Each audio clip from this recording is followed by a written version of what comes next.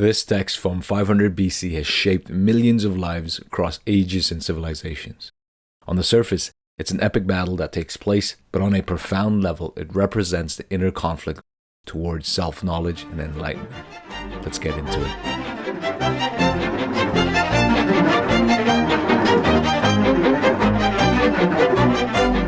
Fearlessness, purity, determination in the discipline of knowledge. Charity, self-control, sacrifice, study of sacred lore, penance and honesty. Nonviolence, truth, absence of anger, disengagement, peace, loyalty. Compassion for creatures, lack of greed, gentleness, modesty, reliability, brilliance, patience, resolve, clarity, absence of envy and of pride.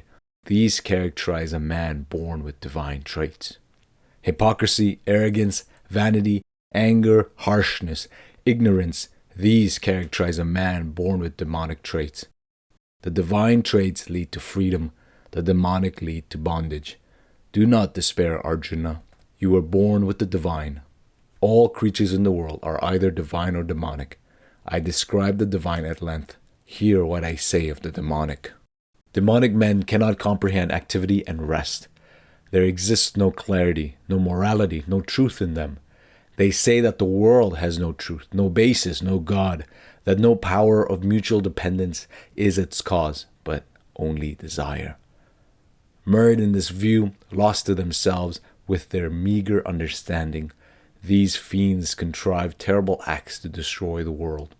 Subject to insatiable desire, drunk with hypocrisy and pride, holding false notions from delusions, they act with impure vows. In their certainty that life consists in sating their desires, they suffer immeasurable anxiety that ends only with death. This is an excerpt from the Bhagavad Gita. The Bhagavad Gita, often referred to as the Gita, is a 700-verse Hindu scripture that holds immense significance within the Mahabharata, a larger text. The Gita is composed in the form of a dialogue between Prince Arjuna and Krishna, an avatar or incarnation of the god Vishnu. Traditionally, the author is Veda Vyasa, who is a sage or a rishi, and he spoke these words to Ganesh, and Ganesh wrote them down. Vyasa is also known as Krishna Dvaipayana. So what is happening in the Gita is that there is a war about to take place between Prince Arjuna and his cousins. His cousins have been mistreating his family for years, and as Arjuna goes to the battle, he has beside him as his charioteer, Krishna. When Arjuna sees the battlefield, he has a change of heart.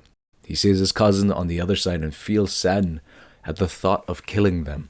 Right? He can't fathom how he could participate in such a horrible act of killing fathers, sons, teachers, people he's known for his whole life.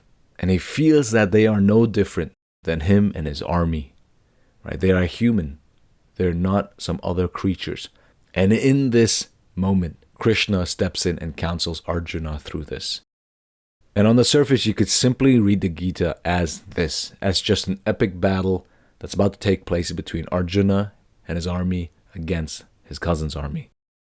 But obviously, that is not why the Gita is one of the most influential texts in human history.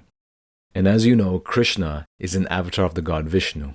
Now, within Hinduism, I think it's important to give more context that though there are many avatars of God, there really is only one God, the ultimate reality that binds all things together. And within Hindu philosophy, it is referred to as Satchid Ananda. Sat, which is truth or that which exists, Chit, which is consciousness, and Ananda, which is bliss or happiness.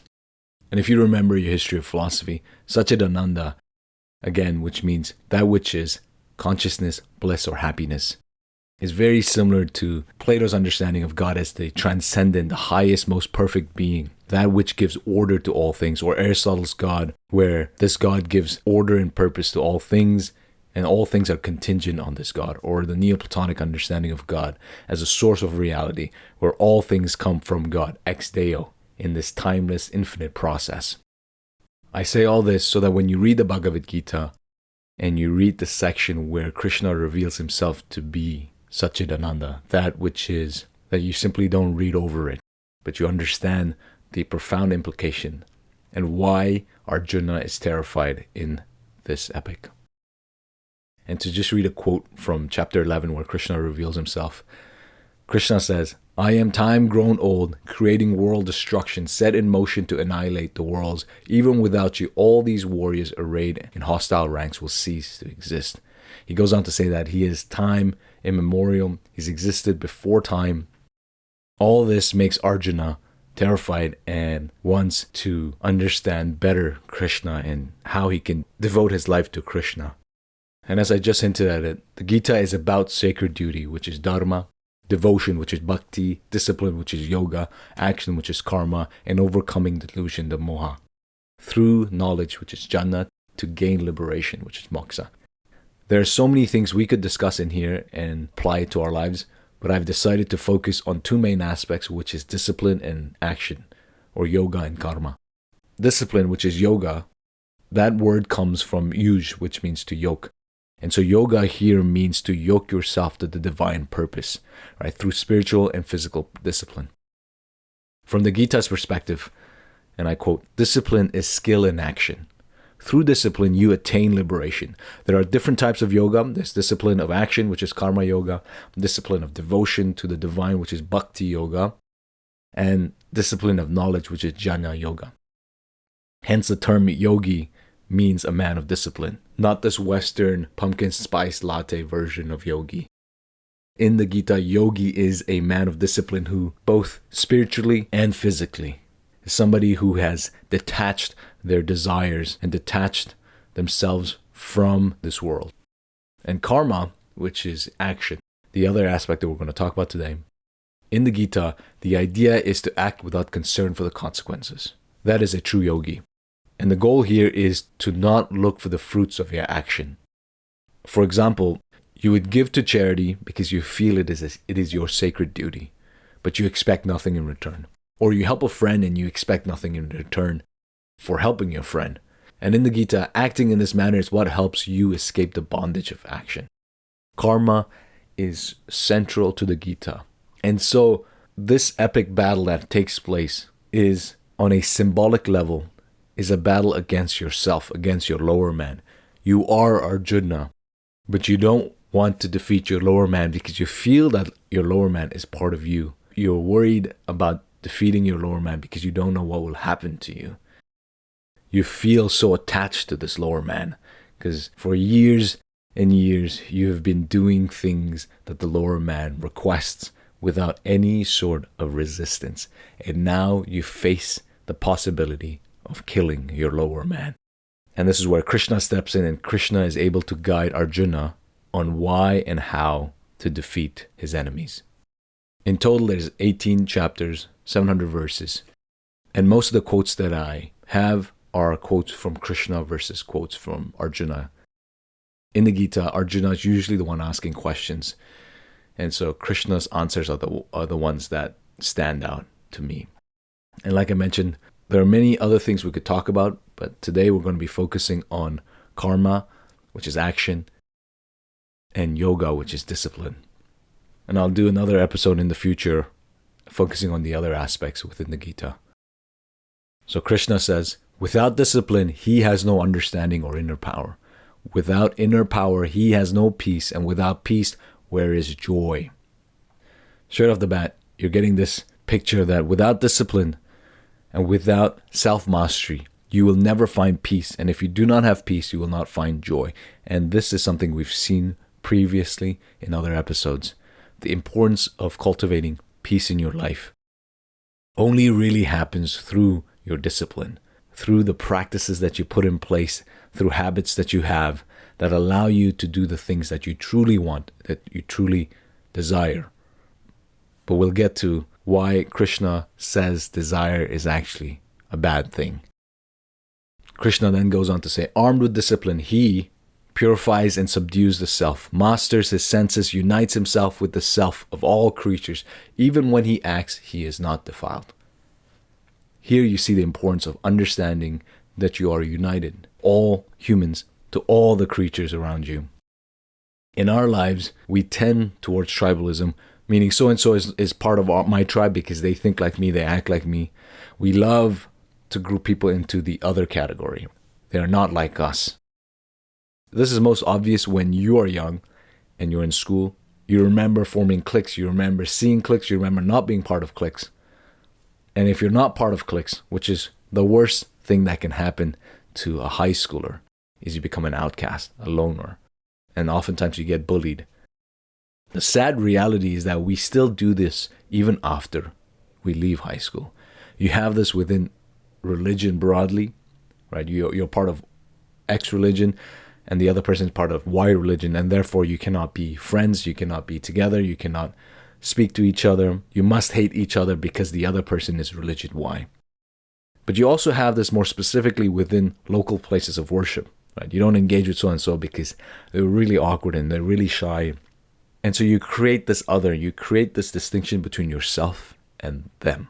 But again, this is not solely within religious context. This happens across businesses. This happens across gyms, this across friendships. Back when I did brand and marketing work with startups, one of the things that we always talked about is having an enemy, right? The company had to have an enemy that they are not like X. And as a result, this via negativa allows you to create a positive brand image about yourself. And through that, all your messaging is geared. And so this otherness, creating a rift where there really needs to be no rift, is part of our lives.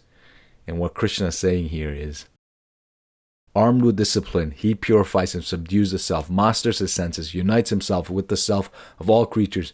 Even when he acts, he is not defiled. And he's not defiled because he doesn't act as if the other person is unrelated to him, is different from him. He acts understanding that all the creatures, he is united to them. But often for us, we fail to realize that these other people, they're not really different from you and I.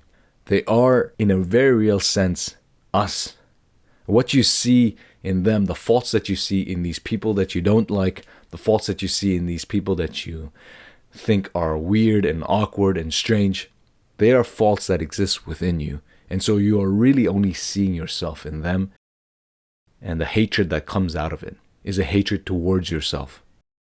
Krishna is here telling Arjuna, through discipline, you'll be able to purify and overcome the ego and see the common humanity in others. This reminded me of what Jesus says in the gospel, love your neighbor as yourself. This call from Jesus doesn't really leave room for you to love your neighbor only when he thinks like you, or only when he acts like you, or only when he has the same preferences as you. Jesus' call is to love your neighbor as yourself. Consider it the second greatest commandment. Krishna then says, the self is the friend of a man who masters himself through the self, but for a man without self-mastery, the self is like an enemy at war. I'm going to repeat that again. The self is the friend of a man who masters himself through the self, but for a man without self-mastery, the self is like an enemy at war. Self-mastery is only attained by knowing yourself, and that is knowing your weaknesses, your strengths, your desires, your faults. It is through this knowledge that you are able to overcome this self, or a better phrase would be this selfish self. And when you can overcome this selfish self, you truly understand that you are one with everybody. And this in result is overcoming the lower man. But Krishna says, but for a man without self-mastery, the self is like an enemy at war. You will be constantly destroying yourself by the actions that the lower man takes. Practical examples of this would look something like this. You want to wake up early in the morning to spend time meditating, having some alone time. But then when you wake up, the lower man says, oh, let's sleep in some more. This blanket is so warm. This pillow is so comfortable. I like lying beside my wife longer, or your husband longer. And so you lie in, you stay in bed longer. And the next thing you know, it's 2 hours past the time that you really wanted to get up. So then you finally get up and you feel defeated already. You've already lost the battle. That's why Krishna says the self is like an enemy at war for those who have no self-mastery. And so instead, if you have self-mastery, you're able to do the things that you want to do by placing upon yourself discipline. This understanding of discipline goes beyond physical discipline. It goes into the spiritual life of discipline. This sort of discipline is the ability to be virtuous in the face of suffering. In the face of tragedy, you are able to resist the temptation to crumble and allow your inhibitions to take over and reject that which you've been cultivating for years. This sort of discipline will say in the face of tragedy, I cannot control what has happened to me, but I can control how I react, how I act, and how I think. This is the sort of discipline that Krishna is teaching Arjuna about. So Krishna goes on to say, disciplining himself is mind-controlled. A man of discipline finds peace, the pure calm that exists in me. Gluttons have no discipline, nor the man who starves himself, nor he who sleeps excessively or suffers wakefulness.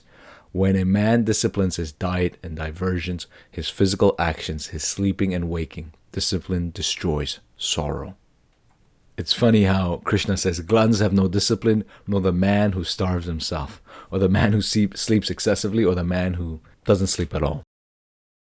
This contrast he's playing between the two extremes hints at this idea of moderation, which we've talked about before. It's about finding harmony through discipline.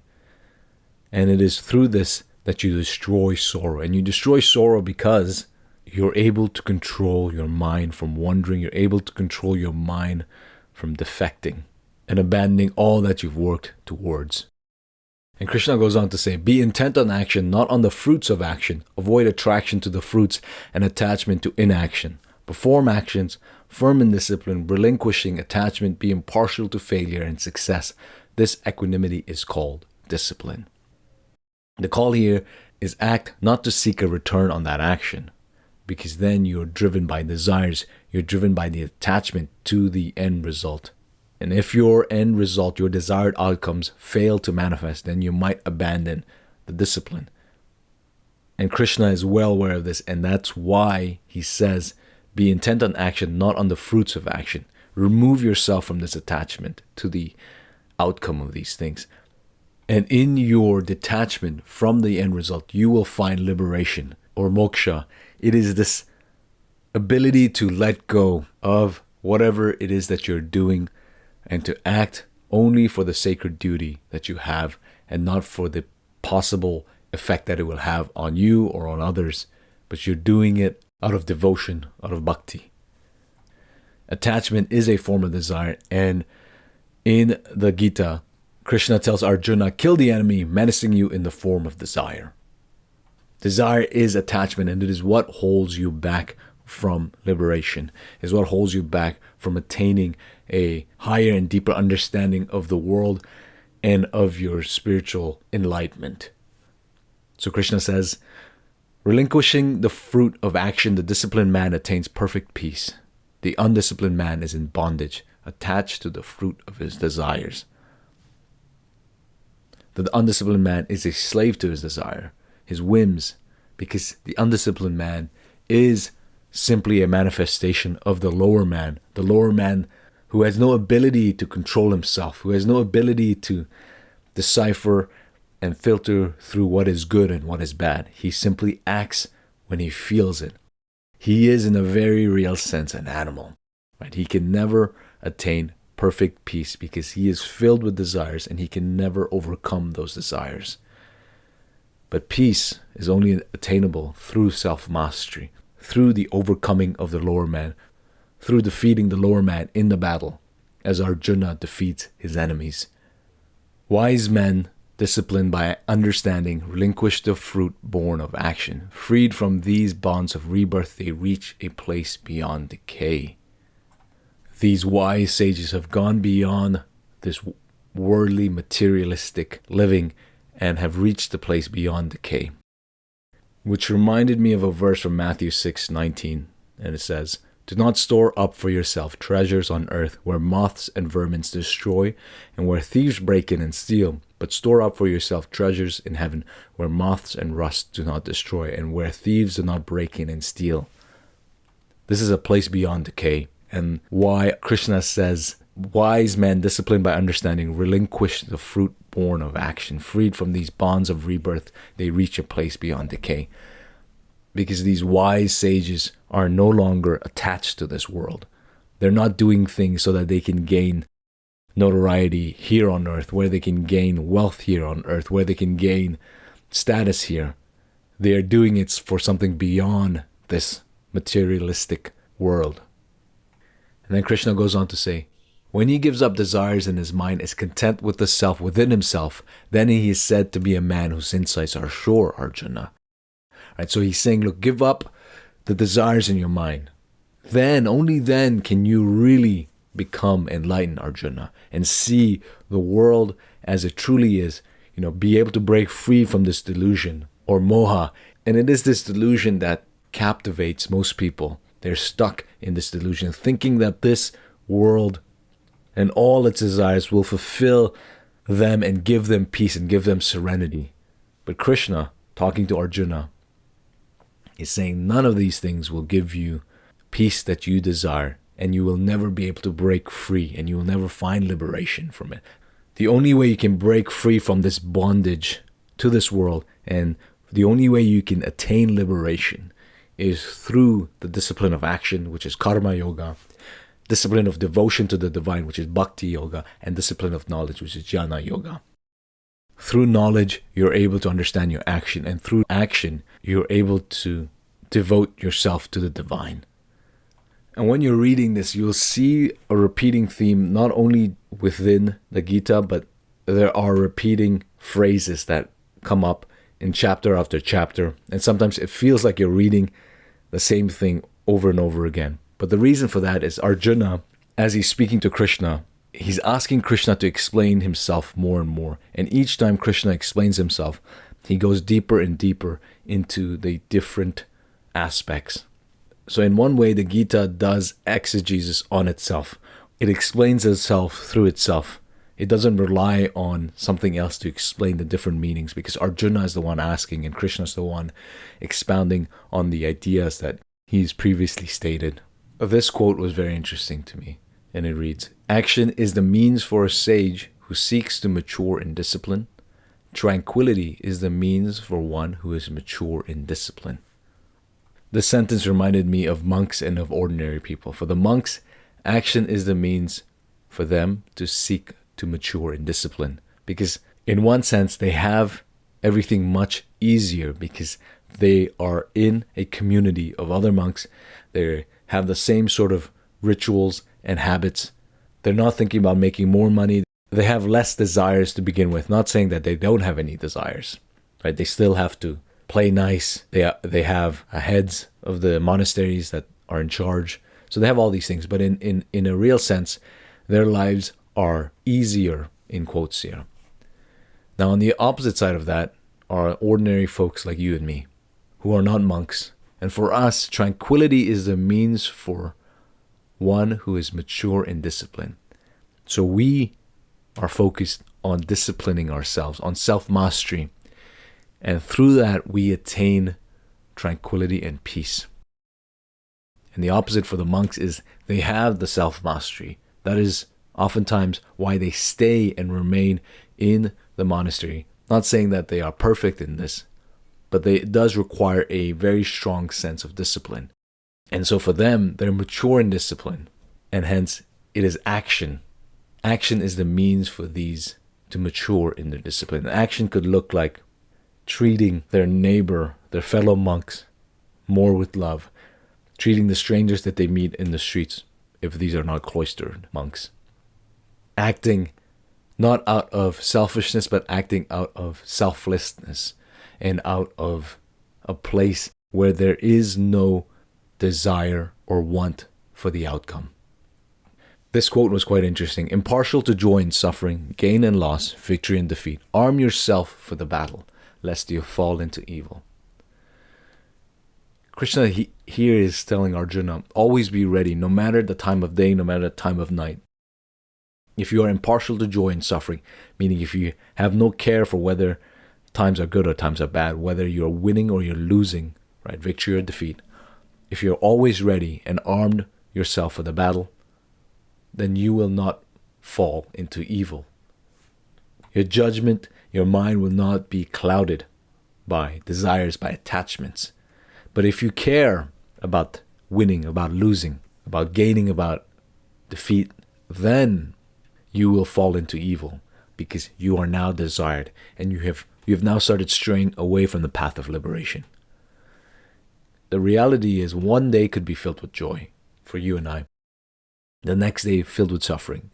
And if you're always prepared by not becoming attached to the outcomes and living in the here and now, experiencing the fullness, then you cannot fall into the evil. But so much of what you and I do require this perception that it's about winning or losing. It's about gaining or about defeat. It's about garnering more joy and removing suffering from our life. But if you and I truly live in this world, truly live in the present and not of this attachment, then can you really fall into evil? Can you really stray from the path of liberation? And when I was reading this and I came across that last part when Krishna says, arm yourself for the battle, lest you fall into evil, it reminded me of a verse from Ephesians, which reads, finally, be strong in the Lord and in his mighty power. Put on the full armor of God so that you can take your stand against the devil's schemes. For our struggle is not against flesh and blood, but against the rulers and the authorities, against the powers of the dark world, against the spiritual forces of evil in the heavenly realms.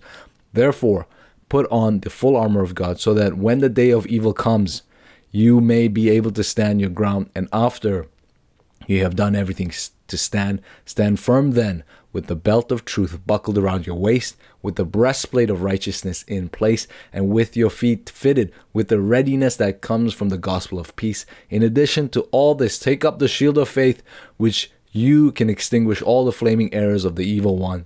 Take the helmet of salvation and the sword of the Spirit, which is the word of God, and pray in the Spirit on all occasions with all kinds of prayers and requests. With this in mind, be alert and always keep on praying for the Lord's people.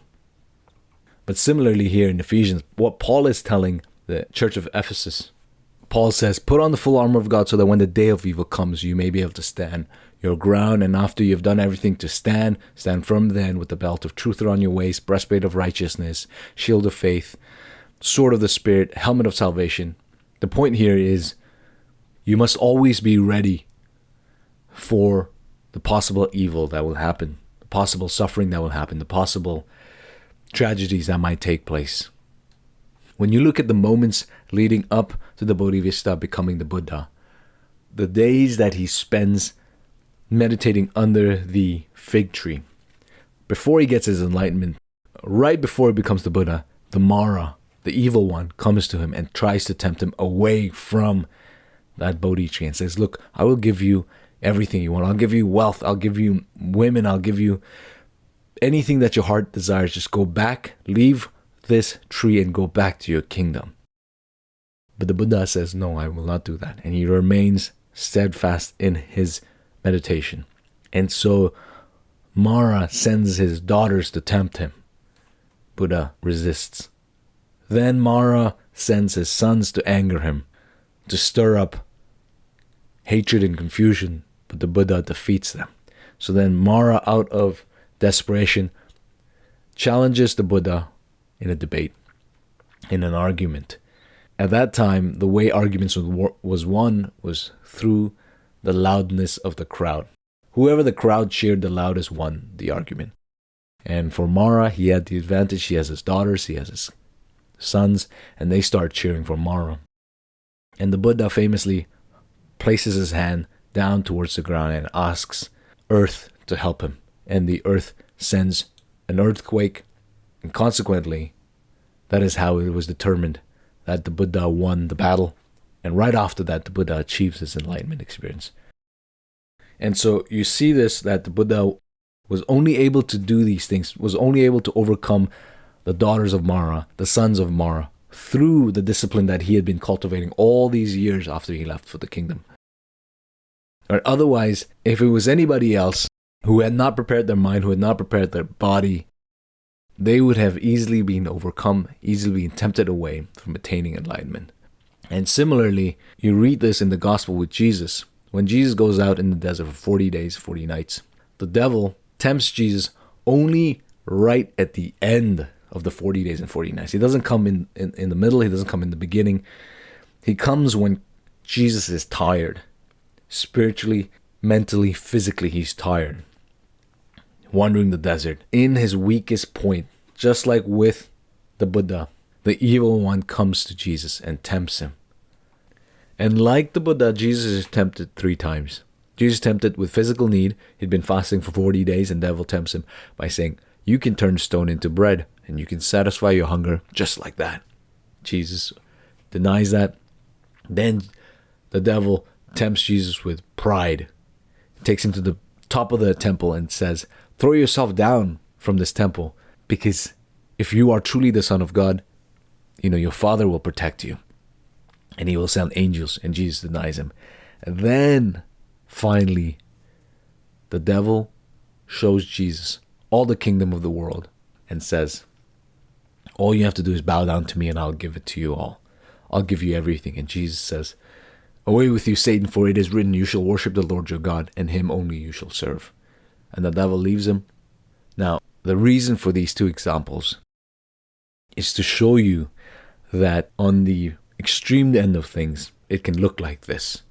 On a day-to-day level, for you and I, who are not in the desert for 40 days, 40 nights with no food and no water, or for you and I who aren't sitting under the Bodhi tree for days on end with no food and no water, it is unlikely that our temptation to fulfill these desires, to have these attachments to this world, would be as strong as what Jesus and the Buddha faced. But it doesn't mean that it's not there. Sometimes it seems so minor and so irrelevant that you give into it. You think, I'm full, but I really want to eat cereal at 10:30, even though I just had a big meal.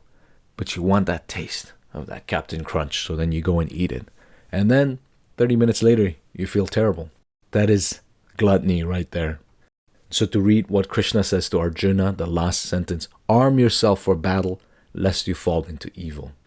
Now, Krishna goes on to say something very interesting around anger and confusion and anxiety.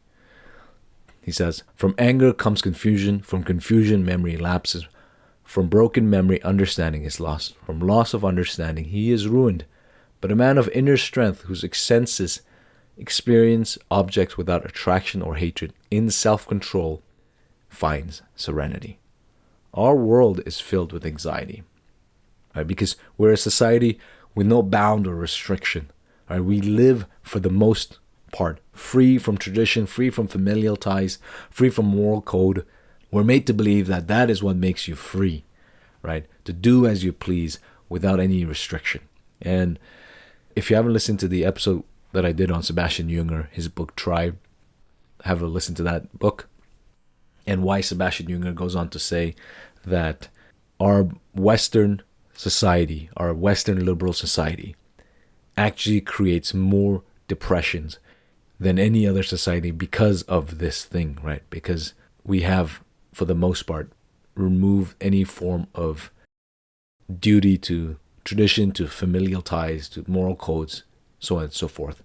I bring this up because it is a form of collective memory. And what Krishna says is, from broken memory, understanding is lost. And we in our society, we've lost understanding because we have broken memories. And we have broken memories because we're confused. And we're confused because we are angry. And we are angry because we are attached to this world. We are filled with desires for this world. And because oftentimes your desires don't come out as you would like, you become filled with anger. But as Krishna says, a man of inner strength whose senses experience objects without attraction or hatred in self-control finds serenity. So even if you are from a tradition that you don't like, or your family ties that you don't like, if you can still exist within this without experiencing attraction or hatred, because you have self-mastery, you will find peace. And he goes on to counsel Arjuna by saying, when suffering does not disturb his mind, when his craving for pleasures has vanished, when attraction, fear, and anger are gone, he is called sage whose thought is sure. When all these things are gone, when pleasure is removed and overcome, and attraction and fear and anger have been dissipated, you only then become wise, because then your thought becomes clear, and in clarity of thought, in clarity of mind, can you find that peace that everybody seeks. This means, if you're religious, specifically, that you cannot really have peace if you're worried about the afterlife. If you're worried about where you will end up, whether you're going to be in hell or in heaven, you don't have peace. And that is a reality you must reflect on, because if you are thinking about life after death and where you will be filled with anxiety and of impatience. You'll be filled with potentially anger. You'll be filled with unjustified solace. Your actions in this life are not to be driven for what might happen, where you might end up in the afterlife. Your actions in this life should be driven by your non-attachment to this world, but more fundamentally, your love for the other. Because you realize that everything is you in a very real sense, but also driven by selflessness, driven by your understanding or your devotion to the divine, being disciplined. And so I quote Krishna here, "It is desire and anger arising from nature's quality of passion. Know it here as the enemy, voracious and very evil. As fire is obscured by the wise man's eternal enemy, which takes form as desire, an insatiable fire, Arjuna. The senses, mind, and understanding are said to harbor desire. With these, desire obscures knowledge and confounds the embodied self. Therefore, first restrain your sense, Arjuna, then kill this evil that ruins knowledge and judgment." When you are filled with desire, it draws you away from knowledge, from jnana, because you are always looking to fulfill these desires, and you will do whatever it takes to get these things. But then when you get these things, you realize that these are all empty, and that is why you'll never find peace. And so Krishna says to Arjuna, therefore first restrain your senses, Arjuna. Learn to control your senses. Learn to have mastery over your desires or your senses, your physical senses, and both your physical and your mental senses. Then kill this evil. Kill this evil because these senses are what produces the desire. Because if you don't kill them, it'll ruin your knowledge and your judgment. You will fail to become wise if you're driven by your senses. Right? Your lower man is what will rule this kingdom that you call self. The only way out of this delusion of freedom is through knowledge and action.